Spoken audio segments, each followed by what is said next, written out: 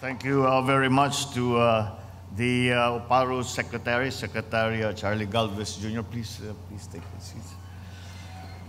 Secretary Ivan Uy of the DICT, and currently the Cabinet Officer for Regional Development and Security Task Force, LCAC Mimaropa.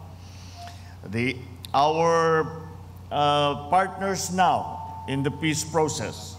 One of the evolutions of our new approach to the peace process in the Philippines, of course, the Palawan governor, our governor, Governor Victorino Dennis Socrates, and Puerto Princesa Mayor, Mayor Lucilo Bayron, and my fellow workers in government, distinguished guests, ladies and gentlemen, magandang umaga po sa inyong lahat.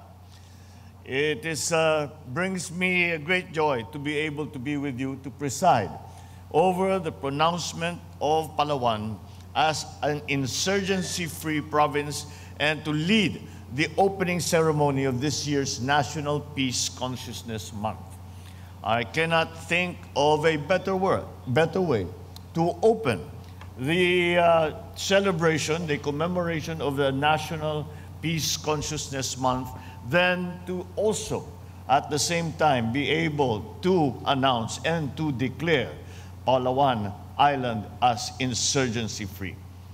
I recognize, of course, the collaborative and inclusive efforts of the regional and provincial task force, LCAC, Provincial Peace and Order Council, its partner agencies, and the people of the province for the successful implementation of the whole-of-nation approach to end local communist armed conflict. This has led to the achievement of this insurgency-free status for Palawan Island.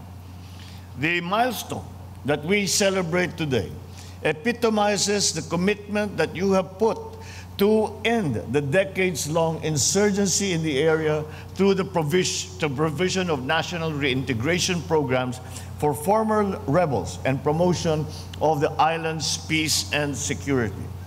At habang pinapakinggan natin ang mga paliwanag na ibinigay sa atin ng ating mga butihing local government officials, Governor Socrates and Mayor Bayron, ay nakita naman natin kung bakit naging matagumpay itong ating peace process, hindi lamang dito sa Palawan, kung hindi sa iba't ibang panig sa iba't ibang lugar sa bansa. And these are the certain elements. Kung nakita ninyo, nung nagpapasalamat tayo sa mga na-involved dito, ay napakarami ang pasasalamatan. At nandyan siguro ang sekreto kung bakit naging matagumpay ito. Dahil lahat ng buong lipunan ay kasama na ngayon sa peace process. Noong kung dati ay nakita natin ay ang kaharap lamang ng mga rebelde ay sundalo at saka pulis. At kaya't napakahirap na maabot ang pagkakaintindihan at maibalik sa ating lipunan ang mga naging rebelde. Ngayon, ito ay marami ng dinagdag na mga itinatawag na features that have helped us bring us to this day where we can commemorate the announcement or the declaration of areas in the Philippines as insurgent-free. Unang-una diyan ay yung tinatawag nga natin na whole-of-nation approach. At hindi lamang ang sundalo ang kausap, hindi lamang pulis ang kaharap ng mga rebelde, kung hindi pati na lahat ng ahensya ng pamahalaan ay kasama dyan sa pagdudulot, pagdadala ng serbisyo, ng infrastruktura na kinakailangan doon sa mga komunidad na yun.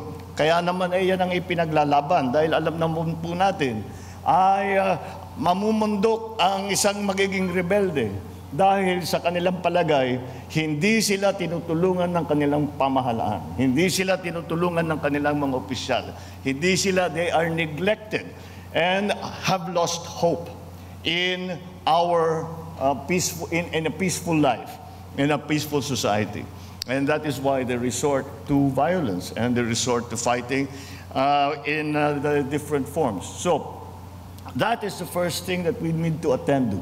Kailangan maramdaman ng bawat Pilipino na nandito, hindi lamang ang pamahalaan, kung hindi pati na ang local communities, pati na ang local government, pati na ang mga pulis, pati na ang mga sundalo, pati na lahat ng bahagi ng ating lipunan ay nandiyan upang suportahan at pagandahin ang kanilang buhay.